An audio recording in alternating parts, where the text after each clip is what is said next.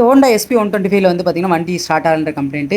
நம்ம சாவி என்ன செக் பண்ணி பார்த்தா ஃபியூல் பம்ப்லேருந்து பெட்ரோலே வரல. சரி எப்பயும் போல் நம்ம ஃபியூல் பம்ப் தான் போயிருக்குமா அப்படின்னு நினச்சி நம்ம மாற்றுறதுக்கு முன்னாடி சரி ஃபியூல் பம்பை எக்ஸ்டர்னலாக செக் பண்ணியிருப்போன்னு தான் நம்ம இந்த ஃபியூல் பம்ப் டெஸ்டரை வச்சு நம்ம செக் பண்ணுறப்ப வண்டி ஓடவே ஆரம்பிச்சிருச்சுங்க.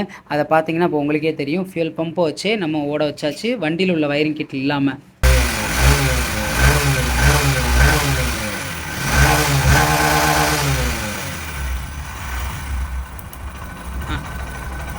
கடைசி எதில் பிரச்சனைன்னு பார்த்தீங்கன்னா இந்த இசிஎம்மில் தாங்க பிரச்சனை. ஏன்னா வயரிங் எல்லாத்தையுமே நம்ம டாப் டு பாட்டம் செக் பண்ணியாச்சு, எல்லாம் கரெக்டாக இருக்குது. எப்பயுமே இந்த இசிஎம் மாற்றுறப்போ ஒன்று வச்சுக்கோங்க, இந்த மேக்னெட் காயிலையும் சேர்த்து மாற்றுறது நல்லது. ஏன்னா மேக்னெட் காயில் ஷார்ட் இருந்துச்சுனால் இந்த இசிஎம்மில் இந்த பம்ப் லைன் அடி ஆகிறது கன்ஃபார்ம்.